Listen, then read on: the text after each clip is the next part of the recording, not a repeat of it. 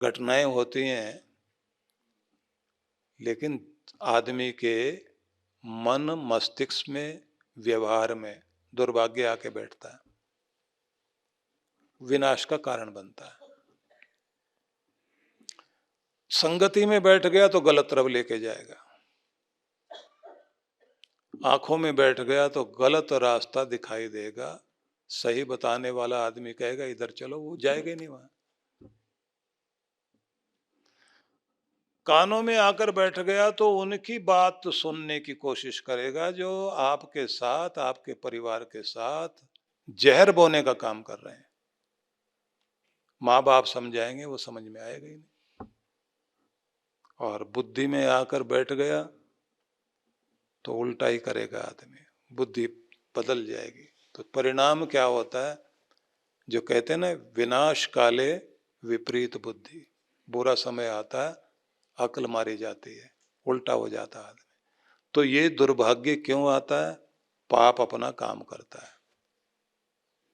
सबसे ज्यादा दुख किनको होता है? पितरों को, क्योंकि उनकी वंश बेल खराब हो रही है, बड़ों की पगड़ी गिर रही है, बड़ों का मान डुबो रहा है। कोई परिवार का कोई भी एक व्यक्ति महान कार्य करने लग जाए, धर्म से जुड़ जाए, सत्संग से जुड़ जाए, क्योंकि कृष्ण भगवान को सबसे अधिक पसंद सत्संग है। उन्होंने कहा ही है कि जो धर्म का प्रचार करेगा, जो मेरी गीता को सुनाएगा, भागवत के संबंध में नहीं कहा, गीता के संबंध में कहा कि मेरी इस गीता को, मेरे इस ज्ञान को जो जितना जितना सुनाएगा, वो समझो मेरा सबसे ज्यादा प्यारा होगा, उससे बढ़कर मेरे लिए कोई प्यारा इस धरती पर नहीं होगा। ऐसा कृष्ण भगवान ने गीता के अंतिम भाग में कहा। तो आपके पूर्वज प्रसन्न होते हैं, आशीर्वाद देते हैं। और आज का दिन ऐसा ही है कि अपने पूर्वजों को प्रसन्न करने का दिन है। पितरों को प्रसन्न करें, उनकी कृपा होती है ना, काम बनते हैं। कहते हैं देवता नाराज हो जाएं कोई फर्क नहीं पड़ेगा, पितर नहीं नाराज होने चाहिए। और पितर भी नाराज हो जाएं तो कहते हैं कुछ फर्क तो पड़ेगा, लेकिन गुरु नाराज नहीं होने चाहिए, क्योंकि गुरु के पास ही वो बात है जिससे देवता भी मन सकते हैं और पितर भी मनाए जा सकते हैं, और भगवान की कृपा भी मिल सकती है। इसलिए कहा गया है कि अपने गुरु के साथ जुड़े रहना चाहिए। और कमाल की बात तो यह है, देवताओं के गुरु तो बृहस्पति थे, राक्षसों ने भी अपने गुरु बना रखे थे। राक्षस कहते थे जीतेंगे तभी अगर आपके पास आपके गुरु होंगे। शुक्राचार्य उनके गुरु थे। एकलव्य तो ऐसा था जिसने गुरु जिनको चुना उसने भगा दिया, हमारे यहाँ एंटर नहीं हो सकते तुम, राजा पढ़ते हैं यहाँ पर, राजकुमारों के लिए जगह है। मिट्टी का ही गुरु बनाकर बैठ गया, मैंने तो मान लिया, आप मानो या ना मानो, मैं इसी रूप में आपको ध्यान करूंगा। उसने कहा कि मिट्टी का आकार मैंने गुरु को दिया है, लेकिन मेरी श्रद्धा मिट्टी वाली नहीं है, मेरी श्रद्धा तो मोतियों वाली और हीरे जवाहरात वाली श्रद्धा है। और पाया उसने सब कुछ। तो इसलिए कहा गया है कि अपने गुरु का सहारा लेकर के गुरु पूजन करने का मौका, गुरु दर्शन करने का मौका इस दिन मिल जाए, जाप करने का अवसर मिल जाए, तो ये सबसे ज्यादा पुनीत अवसर होता है।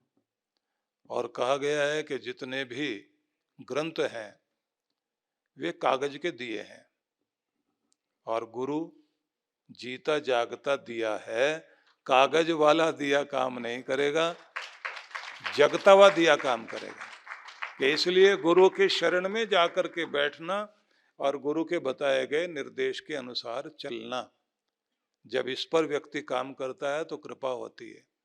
संदीपनी ऋषि के आश्रम में जब बलराम जी रहे, कृष्ण भगवान रहे, तो बलराम जी अपने ढंग से सीख रहे थे, कृष्ण भगवान ने तो 64 दिनों में ही 64 कलाएं सीख ली। और जब गुरु ने देख लिया कि इनके भीतर का वो सब कुछ जागृत हो गया जो गुरु को जगाना चाहिए। तो उसके बाद उनसे कहा, कृष्ण भगवान से, कि अब आपकी विद्या पूर्ण हुई, अब आप यथास्थान जा सकते हैं। कृष्ण भगवान हाथ जोड़कर बोलते हैं उस समय कि अब ये कृपा करके हमें बताइए कि गुरु दक्षिणा देने का अवसर है। जो आपसे मिलना था मिल गया, लेकिन हम अपनी तरफ से कृतज्ञता प्रकट करना चाहते हैं। नियम है ना कि जैसे आप साधना करें, भक्ति करें, पाठ पूजा करें, उसके बाद भगवान के प्रति कृतज्ञता प्रकट करनी होती है। आभार, धन्यवाद, एक एक उस चीज को याद करके जो आपकी जिंदगी में खुशी देने वाली चीजें हैं।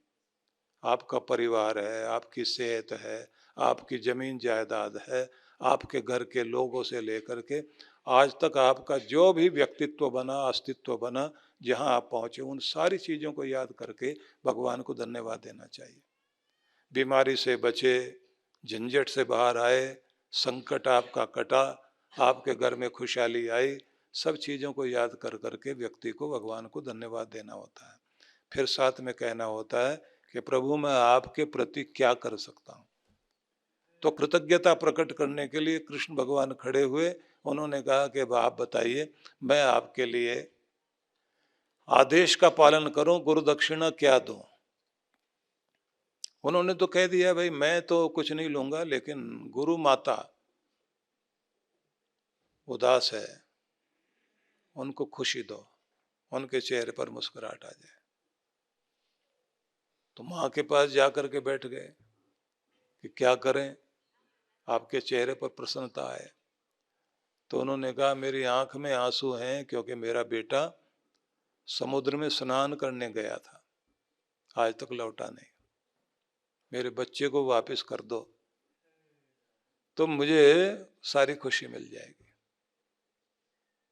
तो कृष्ण भगवान ने मृत प्राय बालक को समुद्र से निकालकर, कहते हैं कोई राक्षस था समुद्र में, लेकर चला गया था। बड़ी लंबी कहानी बताई जाती है कि वहां से निकालकर लेकर आए, और बालक जब उनकी गोद में दिया तो वो तो सोच रहे थे मां प्रसन्न होगी, लेकिन गुरुदेव इतने प्रसन्न हो गए, उन्होंने अपनी पत्नी से कहा कि अब हमारा काम है। दोनों मिलकर आशीर्वाद देते हैं, और दोनों ने सिर पर हाथ रखा और हाथ रख करके कृष्ण को आशीर्वाद दिया। हे कृष्ण, आशीर्वाद है तुम्हारे गुरु का, तुम्हारी मुख से इस धरती पर ऐसा ज्ञान प्रकट होगा जो इस संसार में सबके कष्टों को हरण करेगा और संसार का कल्याण होगा उससे, और वो ज्ञान हमेशा ही व्यक्ति का कल्याण करता रहेगा।